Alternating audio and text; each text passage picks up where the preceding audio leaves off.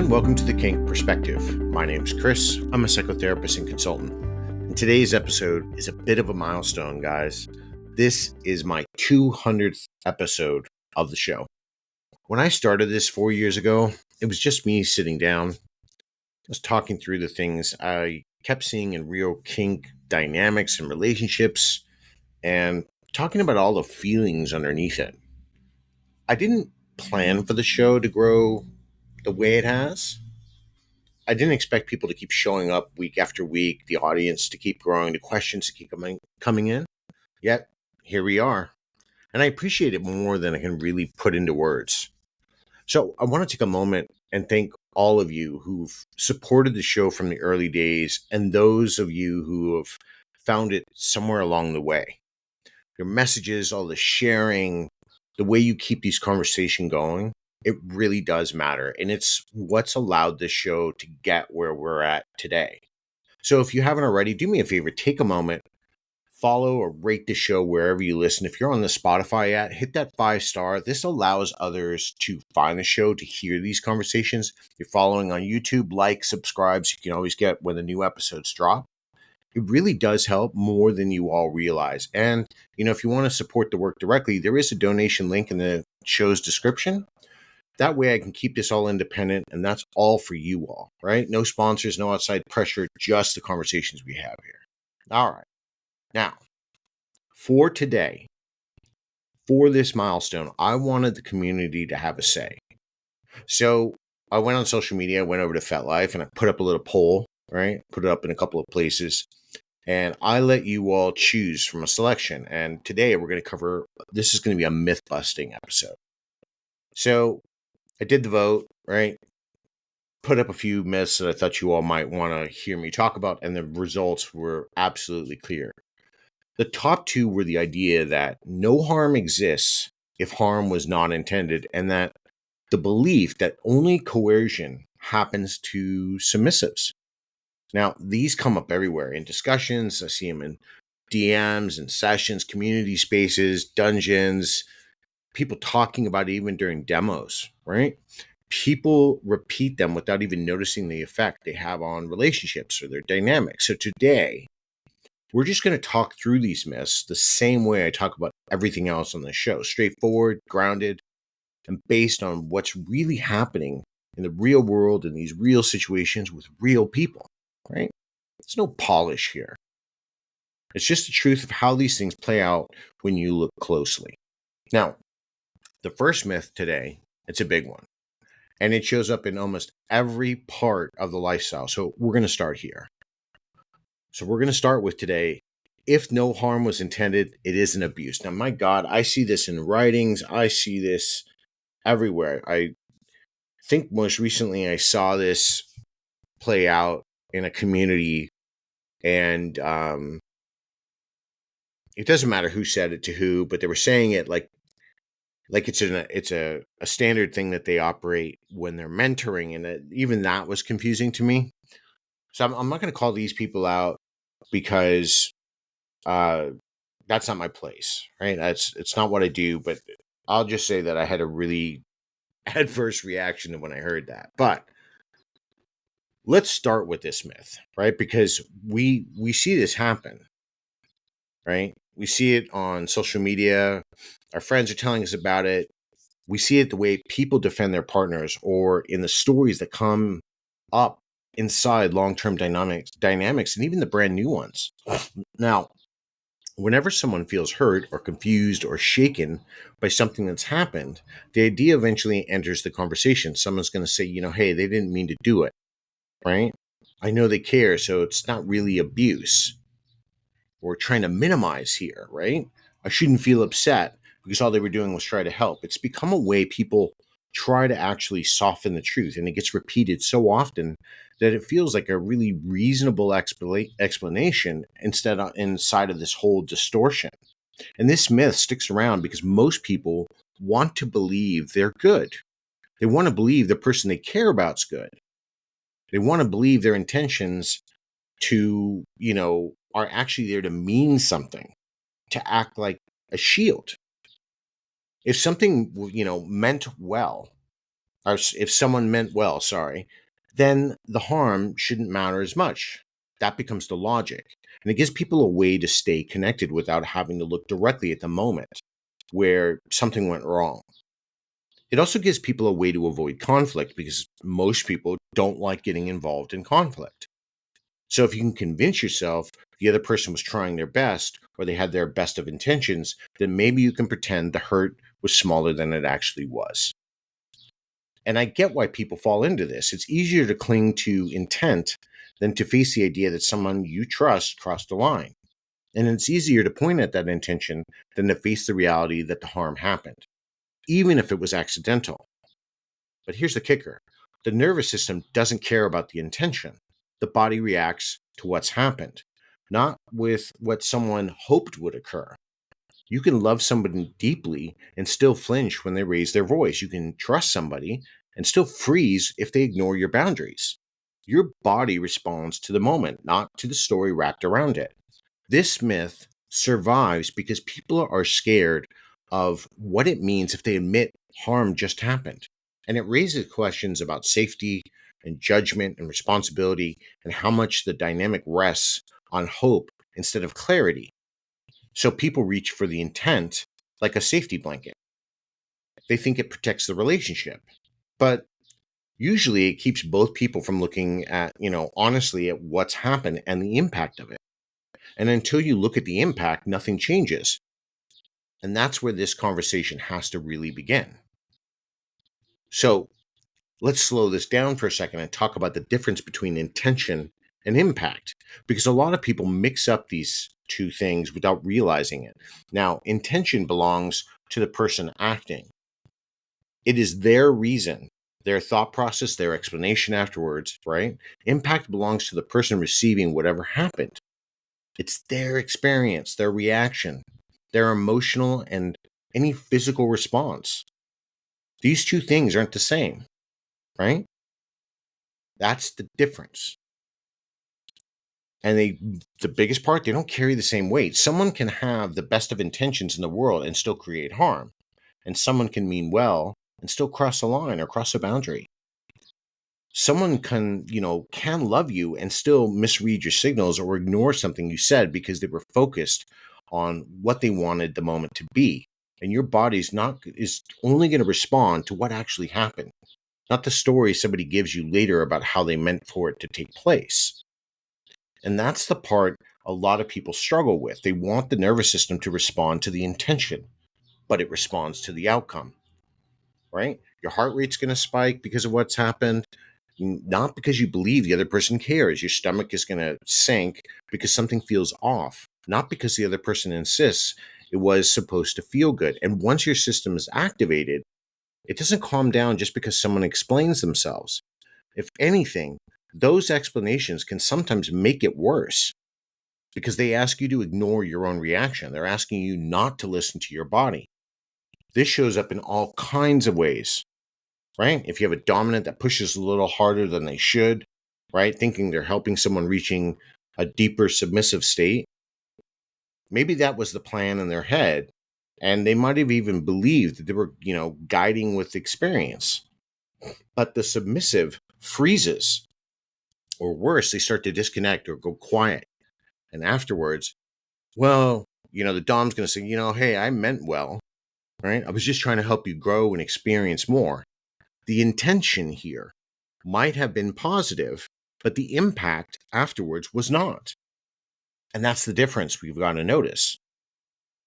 Or here's the worst part: it can happen the other way around. A submissive says they're fine when they're not, and they're going to downplay how they're feeling, or they're going to even act really eager because they don't want to disappoint their dominant. And then later they admit, I didn't want to ruin the moment. I don't know how to say no to you. And I've heard that time and time again. Now, the intention here by the submissive was to protect the relationship, but the impact to, that dominant had no idea they had crossed the line. This is why intention cannot be measured, cannot be the measure of safety. It's too easy to hide behind it, and it's too easy to twist into a shield that blocks accountability. Impact is what tells the truth about the moment. Impact is where the repair needs to happen. And until people start to separate the two, they're just going to keep repeating the same pattern of harm without understanding why. And your body is not going to know the difference. And this is why harm still counts when intent was good. All right? So let's really get into why that happens. Because all of the good intentions in the world, right, doesn't change when harm's occurred. But that's the part people try to avoid. Safety doesn't just come from guessing. Safety does not come from hoping your partner will understand what you meant. Safety comes from clarity, from noticing what's actually happening, and from being able to adjust in the moment. Now, intent doesn't guarantee that. You can care about someone deeply and still misread the situation. You can be responsible, dominant here, or very committed, submissive, and still miss the signs that the other person is uncomfortable. And you can honestly believe you're doing the right thing and still create a reaction you didn't expect. None of that makes you a bad person. It just means the intention is not enough to protect someone. Now, good people can still cause harm. Now, that's the part no one wants to look at, because it means letting go of the fantasy that kindness or care shields you from mistakes. Now, misattunement is one of the most common ways this shows up. What this simply means is that you thought you were on the same wavelength or the same page, but you weren't. You thought the person could handle a certain level of intensity. You thought that they were enjoying the moment. You thought maybe even their silence meant comfort, not disconnect. And that mismatch, even if it only lasted a few seconds, can shake that whole trust foundation you built, because your body is going to remember that. It marks the moment as danger, not because you meant to scare them, but because it felt frightening. Now, think about someone as simple as a tone, right? You raise your voice without realizing it. Maybe you're excited or focused, but you're not angry. But the other person flinches away. Their body reacts before their mind catches up. You didn't intend to frighten them, but the reaction still happened. Or you push the limit because you expected a different response. You thought they were ready for more. Maybe you even thought you were reading them correctly, but they freeze or they pull back. And only afterward do you realize that you passed across the line. Intent cannot undo that moment. It cannot take the reaction out of their body. It can't wipe away somebody else's confusion or their fear. If you try to explain that you meant well without, thinking that that might help with the understanding, it doesn't erase the impact. The harm still counts. What matters is what happens next. Whether the person can acknowledge the outcome without defending themselves, whether they can make space for the other person's reaction without turning it into an argument about the intention. That's what builds trust. Not perfection, not guessing correctly every time, just the ability to see that harm clearly, even when you hoped the moment would go a different direction. That's the problem here. We want to justify what's going on instead of acknowledging what didn't occur the way we wanted it to. And this is where all these common excuses get wrapped in all of these good intentions, right? Because that's where this myth really starts to fall apart. These are the lines people use when they don't want to look at the impact. They reach for something that sounds reasonable, something that makes them feel like the moment was just, a misunderstanding. But each one pulls responsibility away from the person who acted, and it pushes it onto the person who got hurt, right? That's a deflection. Now, the first one, that's my favorite one that I hear quite often, and I've, over the years, I've read about it. I mean, it's so common. The first one's, oh, I thought they liked it. Now, people say this when they want to guess that they're, they matter more than the other person's experience. They point to what they assumed. They point to a moment they interpreted a certain way. But thinking someone likes something is not the same thing as checking. Guessing here is not the same as attuning with someone. And even if the guess came from a good place, it still places the burden on the person who reacted. Then there's the whole, well, hey, you didn't say to stop. Now, this one shows up everywhere. It moves all the responsibility onto the person who, receives the action, as if silence is the same as consent. Silence can be fear. It can be freezing. It can be someone not trying to break the connection. And so if you try to rely on the whole, hey, they didn't say stop, you are admitting you were not paying attention to anything except the absence of an explicit no. And by the way, an explicit no is not consent for yes.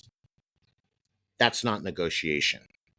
That's definitely not leadership, and it's definitely not partnership. Now, here's another one. I was trying to help you grow. Sorry. Nasty allergies. I've heard this one before. I'm just trying to help you grow. I want you to reach your full potential. I'm chuckling because you hear this stuff and, well, there's not always bad intentions behind it, right? But it's the impact later on. Because some people truly believe, they really want to believe this, but it still places the motivation above the outcome. Growth can't be forced.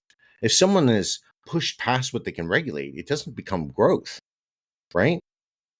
It's going to start to make someone shut down. And using that as some sort of tool, as personal development, as some sort of justification, is a way of turning the other person's reaction into a flaw instead of a signal. Or my favorite one, which really starts getting into gaslighting, I thought you trusted me. Now, this myth is heavy because it totally shifts the guilt onto the person who's harmed. I'm not chuckling because I think it's sad. I'm chuckling because it gets used, and then people buy into it. That's the moment those words come out, that's like the biggest red flag. Turn to walk away, but we can't. And then there's other reasons, and I'm not going to go into that. That's more therapy than anything else, right? But this shifts the guilt onto the person who was harmed. It suggests that their reaction is a betrayal, but trust is not a pass. Trust does not remove the need to attune. Trust does not mean someone can't be overwhelmed or surprised or even frightened. When people reach for this line, they're usually trying to avoid looking at the moment they lost alignment. And all of these excuses have one thing in common. They pull the focus away from their accountability. They say, hey, well, look at what I meant to do, instead of, hey, look at what happened. And once you rely on these lines, you erase the impact completely. And this is where the myth breaks. Intent can't explain why a mistake happened, right? Sorry, it can explain why the mistake happened, right? I meant to do this. Unfortunately, I didn't account for this, and this is what happened.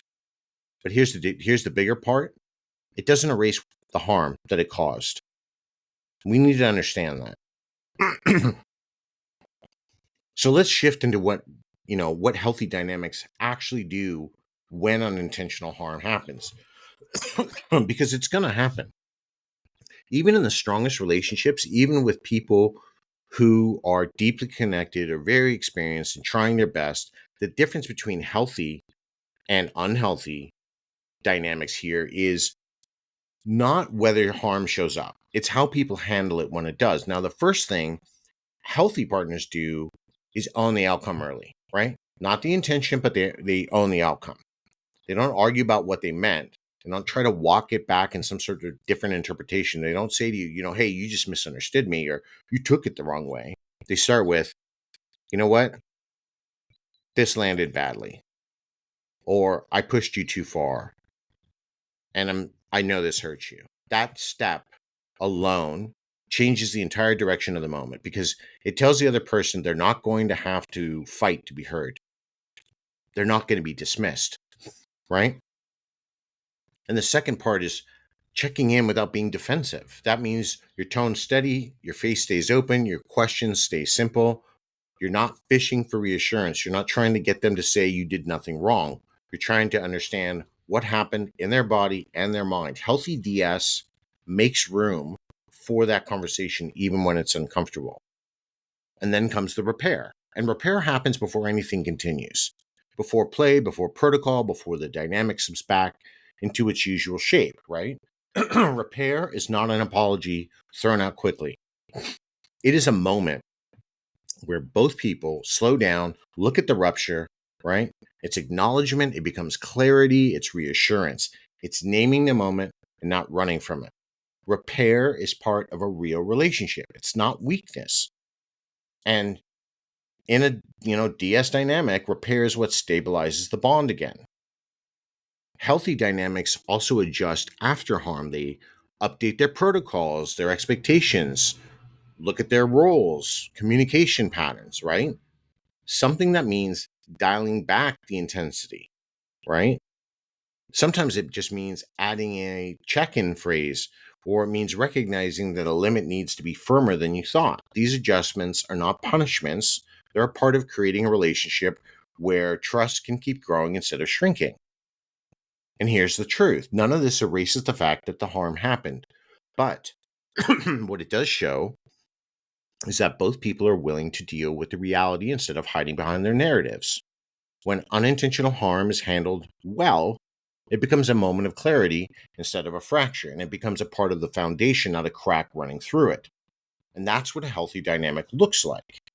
If you don't do these things, if you don't own the mistake, or you don't talk it through, you don't reaffirm, you don't set all of this up, your dynamic is going to that's going to be the cracks in the foundation that over time will lead to its dissolution or complete crumble.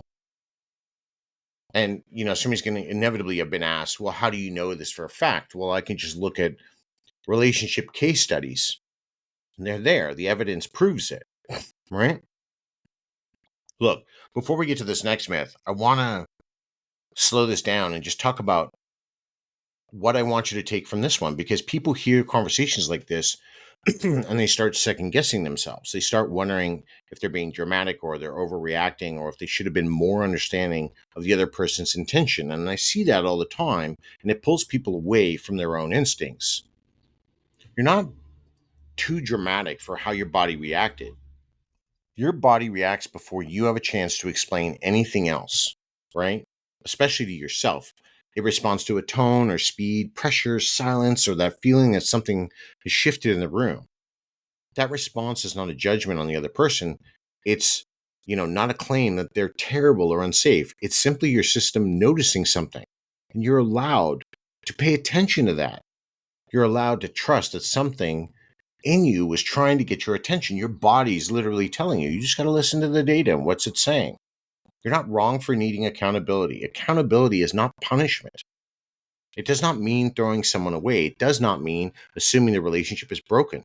Accountability is simply the willingness to say, this happened, we need to talk about it, right? Healthy people can do that. Healthy people can hear it. If someone can't tolerate accountability, if they get defensive or angry, the moment you bring something up, that's not about you being oversensitive. That is about them protecting their own comfort instead of the connection, sometimes even their own ego. Intent doesn't erase harm. It never has. It can help make sense of why a mistake happened, but it cannot remove the impact. It cannot erase the fear or the shutdown or the confusion that you felt in that moment. And when people rely on the intention to cover harm, they usually end up repeating the same mistake because nothing was actually addressed. This is why intention cannot, be the measure of safety inside of the dynamic. It's too easy to wrap yourself around it as a shield. Real power exchange requires responsibility, not excuses. Responsibility shows up in how people repair, how they listen, how they adjust. It shows up in the willingness to take the other person's experience seriously, even when that's uncomfortable. It shows up in the way someone holds that authority or surrender they claim to value. Responsibility keeps the dynamic real. Excuses keep it stuck. So if you take anything away from this first myth, let it be this. Your reactions do matter, your experience matters, and the people who are safe for you will be able to meet you there without turning it into an argument about the intention. All right, let's shift to the next one. The first myth is all about how people explained harm, right? And how easily intention gets used as a shield. This next myth sits right beside it because it shapes where people put their trust in the first place. Now, if the first one was about how people avoid responsibility, this one is about how people decide who deserves responsibility at all. Now, I see this one come up a lot when people talk about experiences in the lifestyle. Years involve titles, reputations, confidence, the way someone carries themselves. They're a community leader. God, I hate that term. If anything, they're a community demonstrator. And I'm going to keep saying that because you don't lead anything, right? You can even say an organizer because you organize maybe events, but you don't lead anything. And if you do, you're setting yourself up for trouble.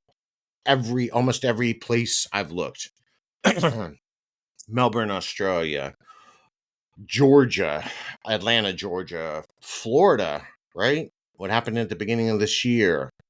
New York, Belgium, over in Antwerp, the UK. I mean, I can keep go on and on and on. It's never going to stop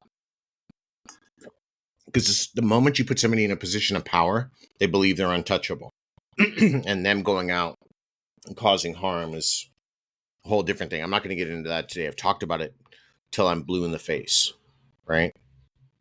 But all of this, right? It sounds like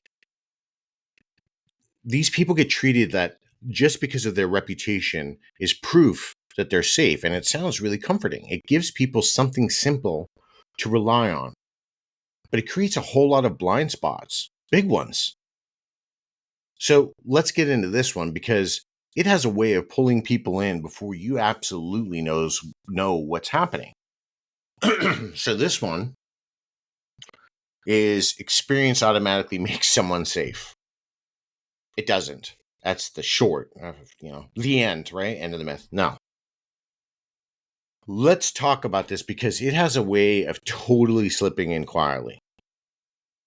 Now, people do equate years in a lifestyle with wisdom. Now, there is truth to that because we've been around, we've seen a lot of things, but it's how we share that. Now, if someone says they've been around, even as long as I have, 10, 20 years, or they post, their confidence on social media, or they talk about how many callers they've given out over their time, they're suddenly treated like an authority, right? They don't have a whole lot of humility, but they just walk around like, they're a god at BDSM. Social media is full of these profiles that lean on this kind of language. Long timelines, bold titles, list of past partners like it's a grocery list, right? They're going to go shopping somewhere. All of it. It's presented like some sort of guarantee of safety, or my favorites is the virtue signaling they do in their writings. For me, that's an easy way to spot them. But, been looking at human patterns for a very long time, long before I did this job. It's what I did in another life. A lot of you don't know, right?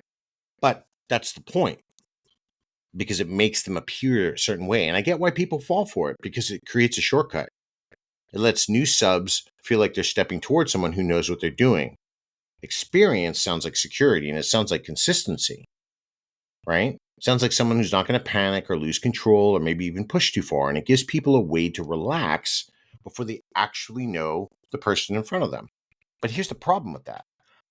Time by itself doesn't teach anything. Years in a space doesn't automatically create self-awareness, maturity, empathy, or skill.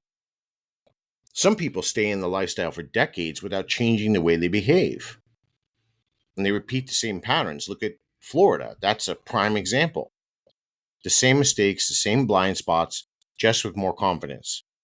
And confidence looks like competence from the outside, especially to someone who's new. And that's why this myth is attractive, because it gives you the promise of safety without making anyone do any work, actually evaluating of who you're dealing with. And it feels like a simple answer, and simple answers are always tempting because they're a shortcut. Simple answers, though, are rarely accurate. Now, when people start talking about the experience in the lifestyle, the conversation usually jumps straight to authority.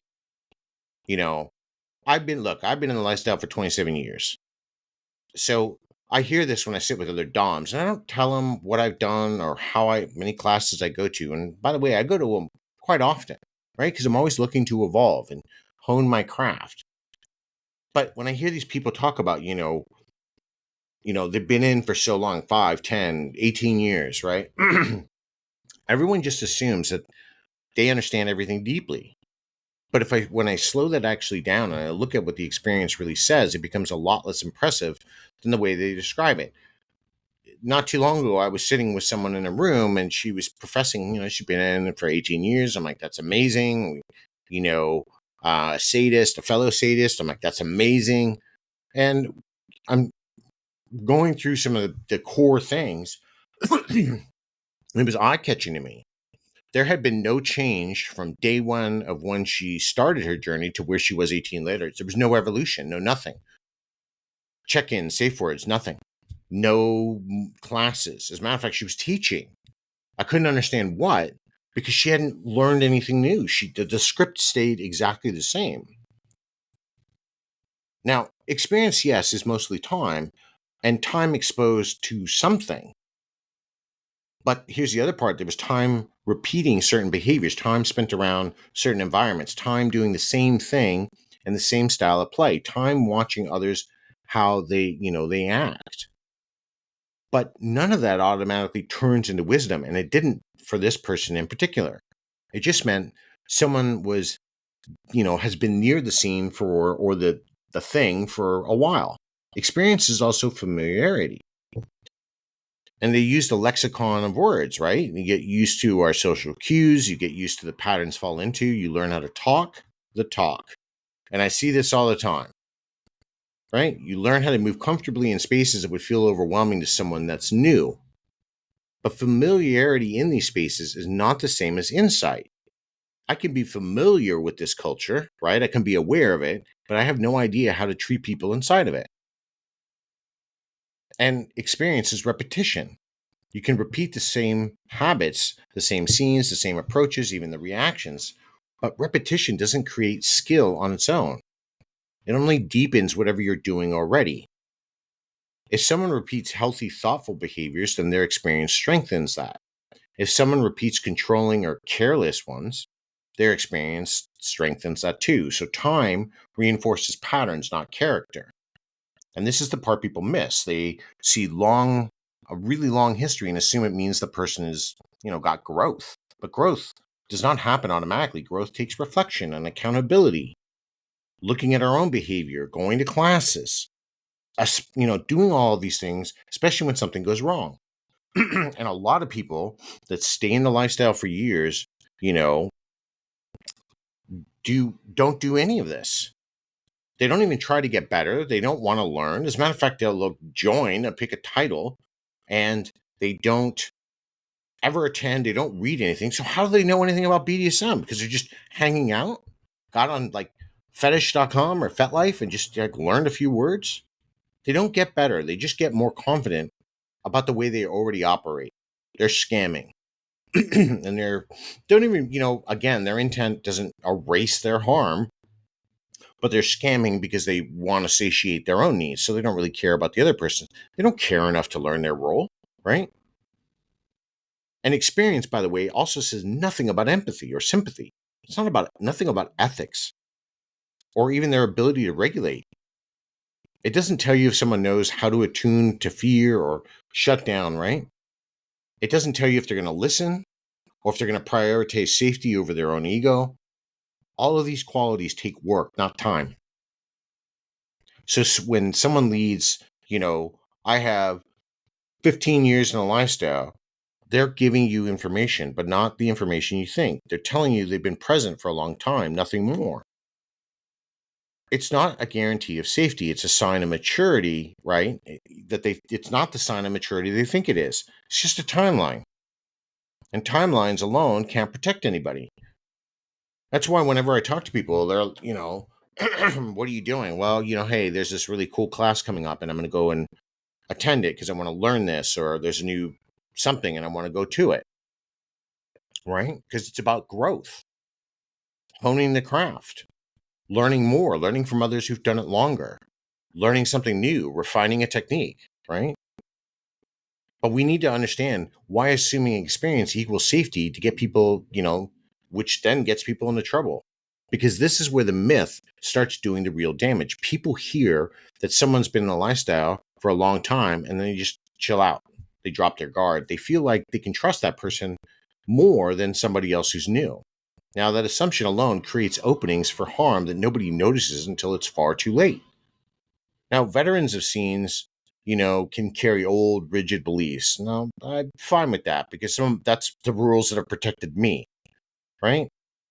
Now, some of the ideas that were floating around 10 or 15 years ago were a little bit rougher. But, maybe there was very little understanding of trauma, but we didn't really need to bring that in because we weren't looking to solve our emotional problems inside of a scene, right? 20, 30 years ago, there was a little less focus on attunement, almost no awareness of nervous system reactions. Again, because we weren't looking to solve that then. Neither were they. But they became something that became part of the scene.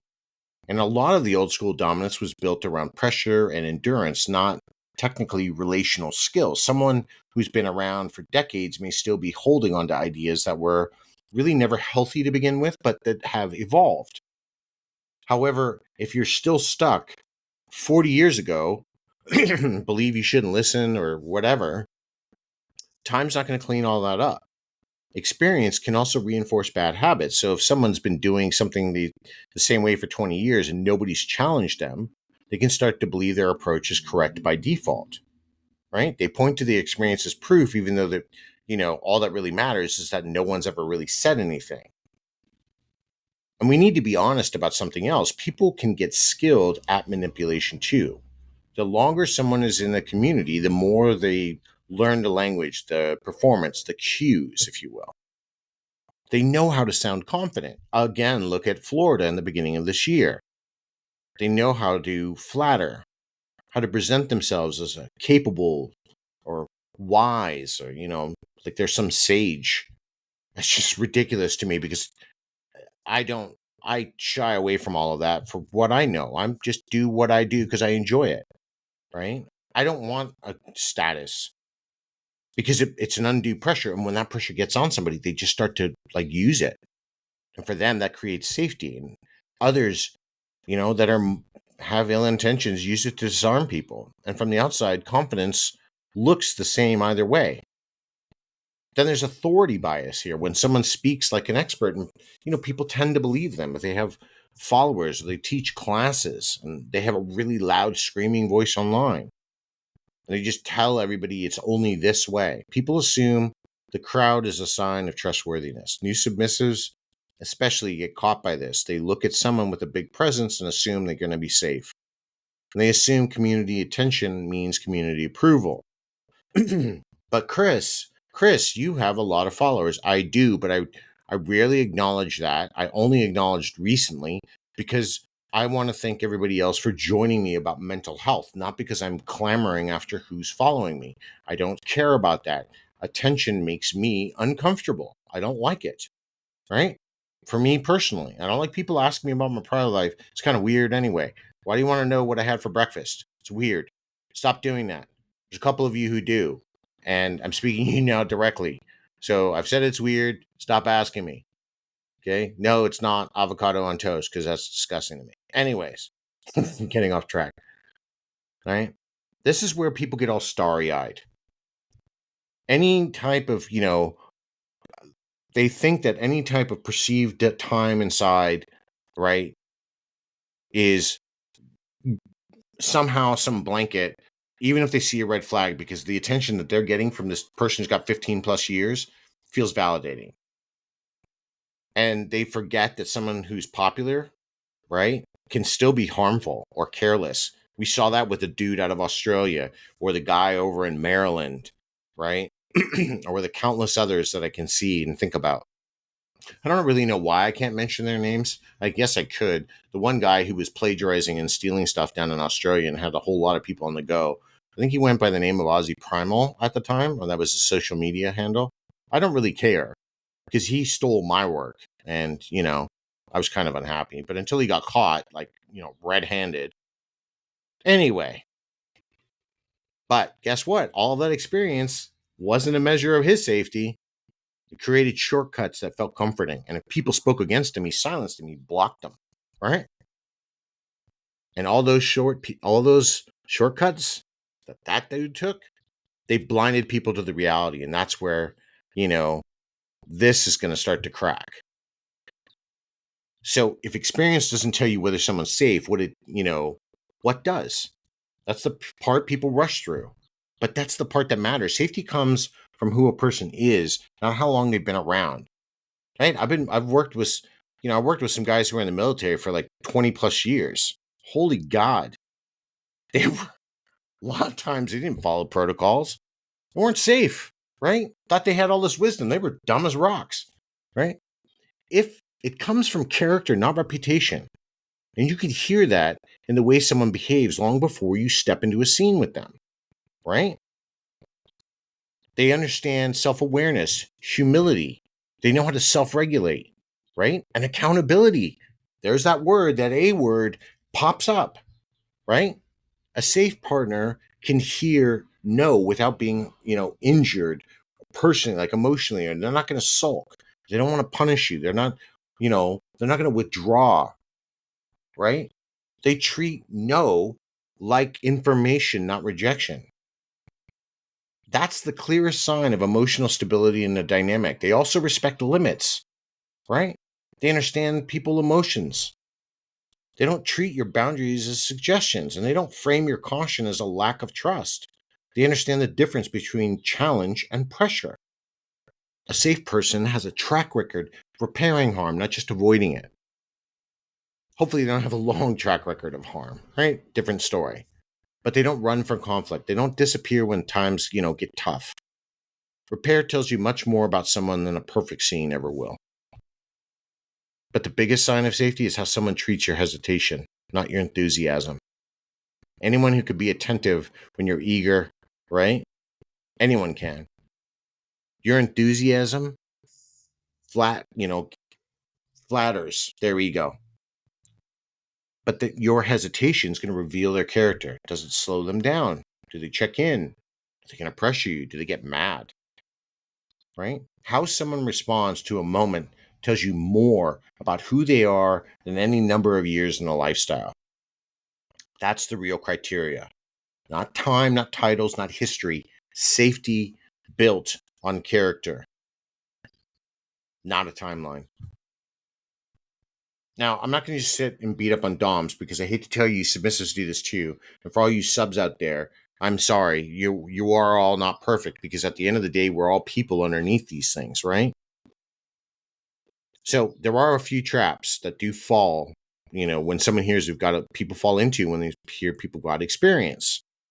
They show across, they show up all over the community, right? One trap is the mentor type who never takes feedback.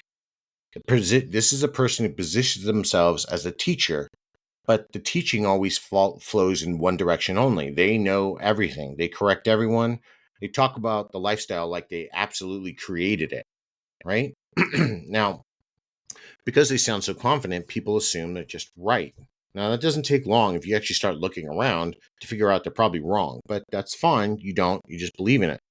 But a person who can't take feedback is not safe. Yep, I said it. They're not safe. If they can't tolerate correction, they're not strong enough to lead. And you're going to notice how quickly they talk over people just to justify their position and how they're going to twist questions into challenges. I see this when I'm sorry, when I see people write on social media, especially when they start talking about mental health or trauma or they're using trauma language as some way, like recently somebody wrote about something, how you should be using trauma techniques in aftercare. Absolutely not. So when I challenged it, I got nothing but twists and words, and I didn't attack them. I was very polite about it, right? But it happens all the time. Their words are gospel, right? That's the problem. And if you have here, look, you've got a rigger or a rope bunny that uses their 10 years of doing this as leverage.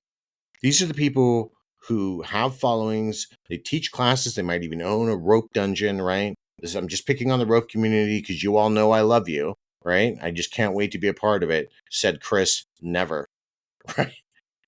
I poke fun, but I really don't like rope. So it just is what it is. But it's easy for me to use you all as an example. So don't get bent out of shape. Don't send me a letter, right? Don't ask me to I'm not going to do it. It's just not going to happen, right? But look, let me get back on track here. Some of these people are absolutely fantastic because they're humble, right? But there are others that hide behind their rep. They weaponize it. They use attention around them to shame everyone who questions them. They use their status to escape any type of accountability. Now, a reputation can be earned, right? In a good way, but it also can be constructed. And from the outside, you can't always tell the difference between that. That's the problem. Now, the last trap shows up here. I'm going to really kind of speak to submissives now. When someone when gives you attention, a sub can feel chosen. They feel lucky. They're going to feel like, questioning anything would ruin the opportunity. That pressure is internal, but it shapes your behavior. You might overlook stuff. You're going to quiet yourself, and you're not even going to look at your dominant. Like there's nothing wrong with them, and they're never going to scrutinize what they do. So that's not a dynamic built on trust. That's intimidation dressed up as admiration. And then all of this stuff, right, comes from the same belief that experience equals safety. But you can see how easily that belief can pull people into situations later they're going to regret. Experience is not the measure, right? Just because I've done 3,000 impact scenes, does that mean I'm doing it right? Now, listen to what your first reaction to that question is. The answer is no. It doesn't mean I'm doing it right. It just means I'm doing it. I didn't say how I was doing it, where I was doing it. I just said I've done it 3,000 times. Experience is not the measure. My character is. If somebody was to come up and say I was doing it wrong all this time, it's how I'm going to react to that. Right? Not that I do it wrong. That's not what I'm saying either. Right? I'm not talking about me. Anyway, right? I have a great mentor. I get enough of my own healthy feedback, especially after I do a show like this, because they listen and then they critique me. Right? Healthy experience looks like, well, it's not flashy and it's definitely not loud and nobody brags about it. Most people miss it because it's really quiet compared to the way the quote unquote experienced people, DOMs or subs, present themselves online. Real experience is steady and it starts inward and then it grows outward. The willingness to keep learning, right? People are still curious, they still listen, they still pay attention. That's someone who has grown and keeps growing. And none of us talk like we've reached a finish line. We understand the lifestyle changes over time, and so do people. So we have enough self-respect to keep evolving with it, right? A safe and experienced partner asks you questions. They don't just assume, to know what you want or how you're going to react. They don't just, think that you're like everyone in their past or put you into some sort of category, right? They want they want to know you, not the idea of you. They check in, they clarify, they listen, they converse, right? They share, right? And they evolve as things experience as the stuff shifts over time. That's what real attunement looks like. Healthy experience adapts. So someone who's grown, doesn't force you to fit in their lifestyle. They adjust to the person in front of them. They understand that the dynamic is very different. They pay attention to a pace, not, your emotional history and temperament, right? And they check their own. They don't treat your caution as stubbornness or hesitation or disobedience or domineerance, right? Or being domineering. They treat it as information, right? Behavior here, they know that how they act is the measure of who they are, not their time and their age inside of the lifestyle. That's what a healthy experience looks like. Steady and open and accountable. Look, there's that A word again, right? It stands on character, not history, and it makes the space safer, not heavier. So look, this brings us to the heart of it. Experience can definitely help, but only if the person has the character to match the hours. Time alone has never been a measure, right? It's not what someone has done with that time or how they've treated people. It's how they've handled, conflict, how they adapted when something wasn't working. That's what tells you who is actually safe to trust. If anything, these two myths sit very close together. One tries to use good intentions as a shield, and the other tries to use history as a shield. Both of them pull your attention away from what matters most, which is how someone behaves right now, in the present, when things are real. So before I wrap all this up today, I want to leave you with a clear point. These two myths shape how people behave in ways you don't always see. One leans, like I said, intention to soften harm, and the other leans into history to create that trust. Neither one's enough. What matters is how someone behaves now, in the moment, and when they show you who they are. Especially if you're questioning yourself, right? Or when that pressure shows up, or something inside of you shifts. Questioning your relationships or your roles or your reactions is not a problem. It's healthy. You should be able to discuss these things. It's part of paying attention to yourself. It's part of staying honest about what you feel instead of talking yourself out of it. You're allowed to slow down, and you're allowed to notice. You're allowed to ask why something didn't sit right. So, as I always do, I have a question for you all. The same way, I end most of this, right? Nothing to fix, just to reflect. Who are you giving trust to because you hope they're safe, not because they've shown you who they are? And for this final note, I want to say thank you. I want to say thank you for being here for 200 episodes with me, for the thousands of hours, or 1,000 hours. I don't know how many hours I've done. 4 years, probably at least 1,000 talking. I know in the beginning the episodes were a lot shorter. But thank you for all of your support. Thank you for showing up. Thank you for the plus 4,000 of you on Spotify. It's growing slower.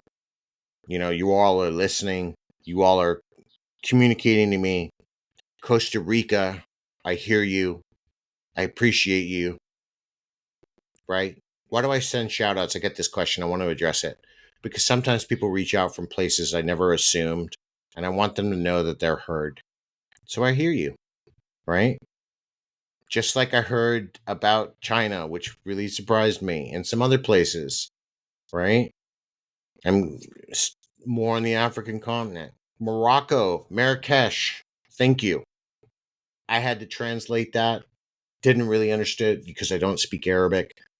I think I understood what you meant, but thank you. And someday, if I'm ever there, I would happily take you up on some tea. Right? Anyway, no shameless plugs. No, you're famous this week. Just thank you. Thank you for 200. And there's a couple more episodes left. I'm going to try to get the forensic psychologist in before the end of the year. I think I only got a few more shows left before I'm going to take my break for the holidays. But we'll see. I'm so hi there, Katsu. It's not his fault at all why I haven't brought him on. It's mine. I'm just really busy. It's end of the year, but I will try to get him in to finish this. And I'm going to be doing a new poll. Would you guys want to start hearing more interviews, or do you like the pace I put them out? Just let maybe start letting me know. Throw that in there. Anyway, hope you all had a great turkey week. Be safe. Silly season's coming up. Until next time, everybody, be safe, stay kinky.